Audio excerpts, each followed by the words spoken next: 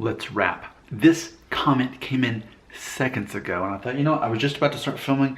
Let me just start off my batch of videos while wearing this blue t-shirt that says Santa Cruz, California, which is funny. A couple years ago, we were taking a family trip out to California, where my wife's from, and we just happened to be, that specific trip, going to be visiting Santa Cruz.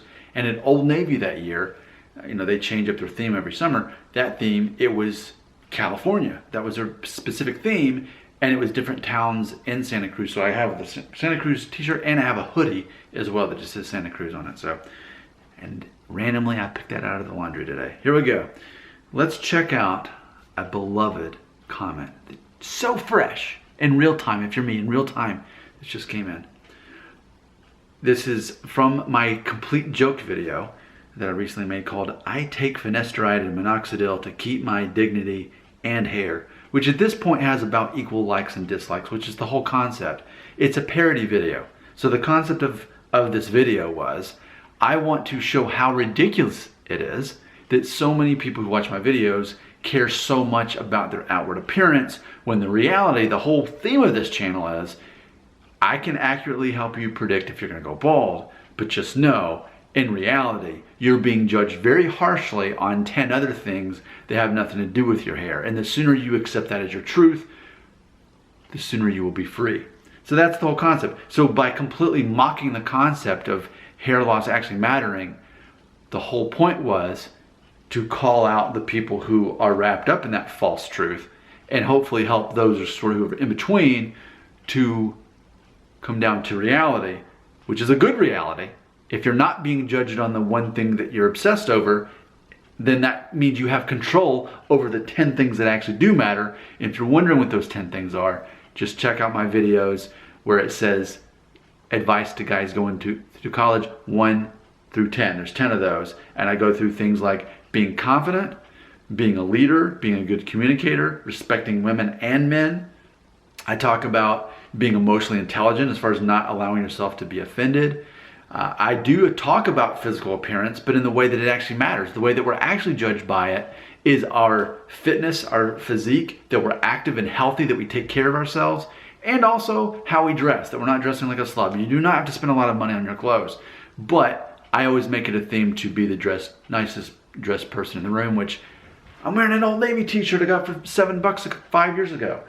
But I'm the only man in the room, aren't I? All right, let's go ahead and get to this beloved comment from this viewer that I don't think I've ever heard of before until now. But man, a whole video dedicated to this viewer now.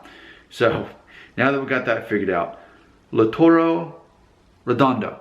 There we go. He's my distant cousin because, you know, I have a quarter of my heritage goes to Mexico. He's from Argentina. Here we go. Hi, Nick. Like everyone here, I feel anxious and afraid that someday I will be bald. What madness, constantly living, thinking about the future and not enjoying the present. I just wanted to tell you that your videos are my ground wire when my thoughts wander and turn negative. Thank you very much for this. I think you help a lot of people in this way. Sorry if my English is not very good. Greetings from Argentina, end quote. What's funny about that? That was perfect English. I have an English degree. I went to college and got a degree in English, and perfect. I would not know you were not a native English speaker had you not pointed it out. So I love this comment because, all jokes aside, because there's a lot of jokes on this channel. I mean, I purposely make a lot of my videos over the top silly. I mean, I've done so many silly things. I've got my guy that's, if you want to check out those videos, just go to YouTube, type in Nick Shell, oh no. You'll find, I don't know, at least 25 of those videos. I've got Naughty Nick, type in that, Naughty, N-A-U-G-H-T-Y, Naughty Nick, a whole series of those. All these ways that I basically just kind of poke fun at the concept that a man's appearance matters and not all these parts of his character and his emotional intelligence. So I do like to have fun with all of this to expose kind of behind the scenes. We put truths in our minds, because one of my sayings is, anything you believe is true, in your mind. So if you believe it, it's your truth, it's your reality, even if it's not everybody else's. Everybody else's reality is they're judging you, man. They're trying to size you up to see, does he appear to be confident? Does he believe in himself? Does he show leadership qualities? Does he put others before himself? Can he communicate his thoughts and build up other people, etc.? You're being judged, but not on the one thing that you're obsessed with. And that's the irony. I love pointing that out. So I love it that I can serve as a ground wire to some of my viewers. I know that most of my viewers can't pick up what I'm throwing down, but a minority can. Some of my viewers get the simplicity of this and get that, yeah, sometimes I need to kind of shake things up and do a very silly video where I'm wearing a laser helmet and preaching to everyone how they need to take drugs, to keep from going bald, which is the opposite of what I talk about on my channel. And even in that video, I mocked the 10 things that actually make you attractive. And it's funny because on that video, I had received other comments on that video. Basically, a lot of people disliked it. And a lot of people liked this other comment that this other person left that, they don't want to be ugly. But the whole premise is, if you're thinking that your hair makes you ugly or not, or your lack of hair makes you ugly, I would again remind you that if you're a straight man trying to attract a woman, you must think like a woman, not like a man who is gay and attracted to other men. You must think like a woman. How is a woman attracted to a man? Not the same way a man is attracted to a woman, which there's a double standard there in which men are initially attracted to how a female looks on the outside. It's unfair to women. I hate that. And there are double standards both ways. And maybe I should do a video on that. But all it would really do is just open up the doors for MGTOWs and red pill, blue pill, all that silly stuff that people will go down that spiral. But my point is this. There's absolutely a double standard. And that is women are judged first and largely on their outward appearance. But men are not. And more conveniently for us men, not only are we not predominantly judged on our looks, but instead, we're specifically judged by a whole line of other things by women specifically. And we become attractive in different ways that actually matter, that actually hold weight. And that's what I've said recently on a video too, that why is it that I'm 39 and even though I have most of my hair, I don't care if I go bald? Why is that most men over age 35? Well, most age 35 men or older, if you're going to lose your hair, you're pretty much going to do it by then anyway. But also, most men who are going to get married have already gotten married before the age of 35. And a lot of men who are married have kids. And when you do that, it changes your priority. Especially when you're sharing your life with someone, you know what makes them like you. I mean, they're seeing you every day. You know that what they really care about is that you put their needs before yours and that you believe in yourself and you're helping others, all these things.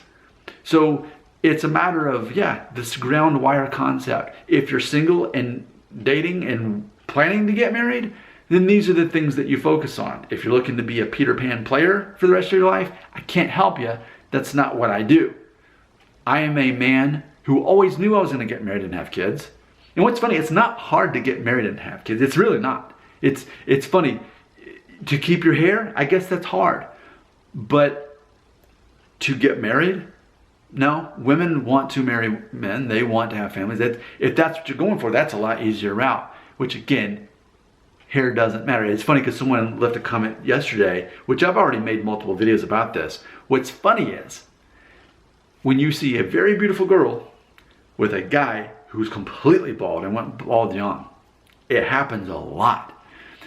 Now granted, there's plenty of bald guys who, are self-proclaimed incels, but there are much more bald men who went bald young who have very attractive female companions. Because often, an exceptionally attractive female is, again, where there's this double standard where they're judged by their looks. So they're used to getting all that attention, but they're used to having a lot of players try to come by. So when they see a sincere man who, like my list of 10 things, actually respects women, they notice that. And that he's still confident in himself despite hair or whatever, they notice that. Often, their own dad's bald. So that's part of it too, that they don't discount you because of hair. If a woman's going to discount you because of your hair, that's obviously a sign of her own lack of self-esteem in herself. So she's so unsatisfied with herself that she's going to cast that on other people. Thank you for those of you who are able to pick up what I'm throwing down. Your comments are right here.